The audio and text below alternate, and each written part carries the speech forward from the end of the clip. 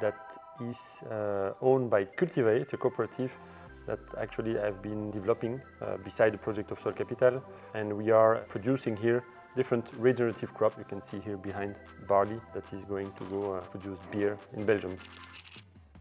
I am agronomist, co-founder at Soil Capital, and I'm in charge of agronomy, agriculture at Soil Capital. I'm also one of the co-founders at Soil Capital, and I'm the CEO. It was interesting to have a call from Chuck. Are you still alive? Why not partnering together? We could scale what you are doing. The mission of Soil Capital has never really changed. It's changed a little bit. At first it was, we just want to make regenerative agriculture mainstream. We want to support farmers in regenerating as many hectares as fast as possible to address the environmental urgency and fix the food system. I think at the very beginning, when we managed to convince, it was 10 knowledgeable agronomists to travel and to sit in a room for 2 days to brainstorm about soil health, Regenag. It was like 10 years ago. Yeah. At that moment, I thought that, yeah, we were really going in the right direction. One of Soil Capital's key angles is, let's start with the agronomic conditions. Mm-hmm. And I also think that this is why you've been so useful in pushing that message. It's always agronomy first, agronomy first, agronomy first.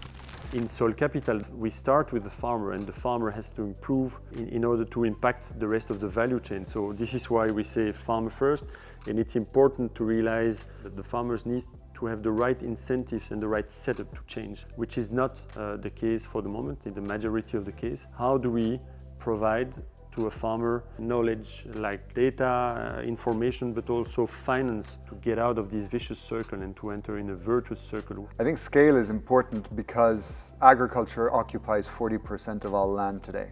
If it's not done right, it's responsible for tremendous damage done on the environment. There's a big problem there, but that also means there's a big solution. If we only change a few farms and if we only impact several thousand farmers, it's just going to be a drop in the ocean. And what we need is to make sure that we can maintain a food system that feeds our communities and the world in a way that actually regenerates the base off of which we depend to feed these people. That's why scale is important.